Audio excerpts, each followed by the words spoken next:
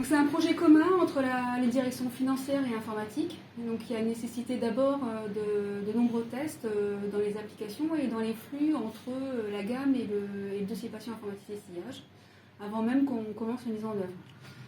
On a commencé par un contrôle de notre base de données patient et on a décidé de ne pas qualifier la base de données historique, mais de qualifier au fil de l'eau, en commençant d'abord par les secteurs de l'hospitalisation. Donc l'établissement a choisi également d'informer ses instances. Donc une présentation du projet a été faite en commission médicale d'établissement, en directoire, en commission des soins infirmiers, en commission des usagers. Et les usagers étant les patients et les plus concernés par le dispositif.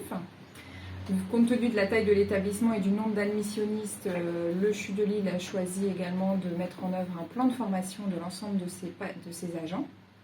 Donc ce plan de formation a été réalisé et à l'issue de cette formation, un contrôle des connaissances a également été mis en œuvre sur site, sur chaque accueil.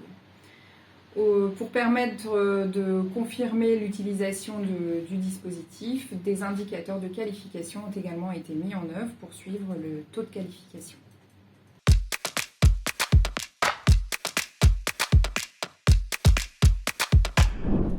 L'impact technique majeur a été surtout de coordonner les logiciels de gamme et du TPI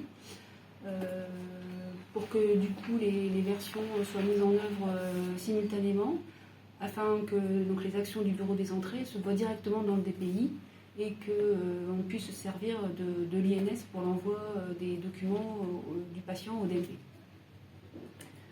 Un autre impact important, c'est évidemment l'amélioration de la qualité de la base de données des patients qui, grâce à l'utilisation du dispositif, sécurise davantage la prise en charge des patients. Et de fait, on passe d'un discours bien identifié, bien facturé au niveau des bureaux des entrées à un discours bien identifié, bien soigné en lien avec les unités de soins.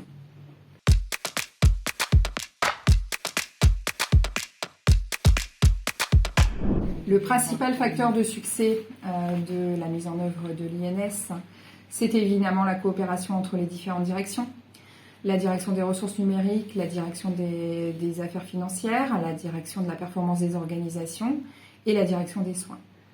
Cette coopération, effectivement, a permis le succès de la mise en œuvre du dispositif. Un autre facteur de succès, c'est qu'au CHU, nous avons déjà une gestion documentaire au sein de notre GDGAM, ce qui permettait déjà de scanner et d'enregistrer les pièces d'identification des patients dans notre gamme. Un autre facteur de succès, c'est la création des indicateurs de qualification qui nous permettent, le cas échéant, d'aller rappeler les bonnes règles d'usage de l'INSI dans les unités qui qualifieraient le moins. Et enfin, les sessions de questions-réponses organisées par le grade santé numérique ont permis, grâce à des retours d'expérience des établissements, à répondre à des questions de mise en œuvre. Donc l'un des facteurs de succès est aussi la création de la cellule d'identité-vigilance dont nous faisons partie. Nous sommes en charge de la correction des identités des patients, mais aussi de répondre à une hotline afin d'assister les utilisateurs aux bonnes pratiques d'identité-vigilance. La mise à jour des procédures existantes a également été un succès dans le déploiement du RNIV et de l'INS. Les facteurs de succès ont été aussi le plan de formation en amphi et aussi on s'est déplacé sur les postes de travail des différents agents. On a pu répondre à toutes leurs questions et les former à une bonne utilisation du téléservice INSI. Les supports de formation sont mis à disposition aux agents sur leur poste de travail dans notre gestion documentaire sous forme de vidéos, logigrammes et procédures.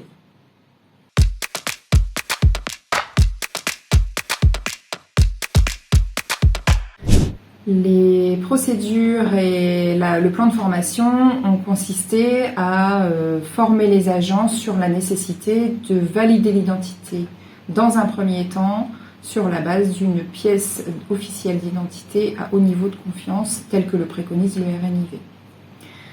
Une fois cette identité validée dans la gamme, l'appel au téléservice INSI peut être effectué. Si 100% des traits stricts sont conformes, la qualification est effectuée. Si un seul trait strict est discordant, on ne qualifie pas l'identité, l'identité reste à l'état validé.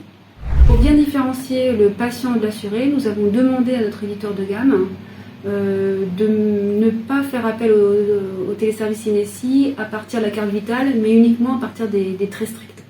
De même, nous avons refusé de qualifier en masse notre base de données pour des raisons de risque trop élevées par rapport à l'identité du patient.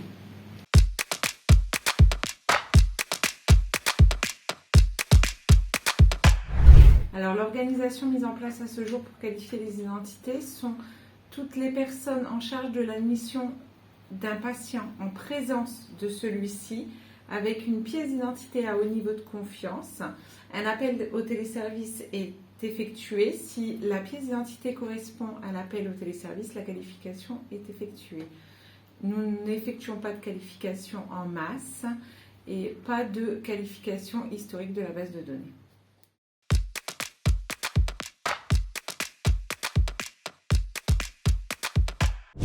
Alors, les prochaines étapes, nous envisageons un rappel des bonnes pratiques en retournant former les agents sur leur poste de travail.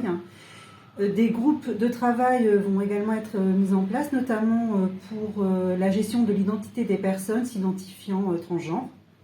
Après, il y a une intégration de l'INS dans Prédis et sûrement un assouplissement des règles de qualification qui est en cours de réflexion au CHUV.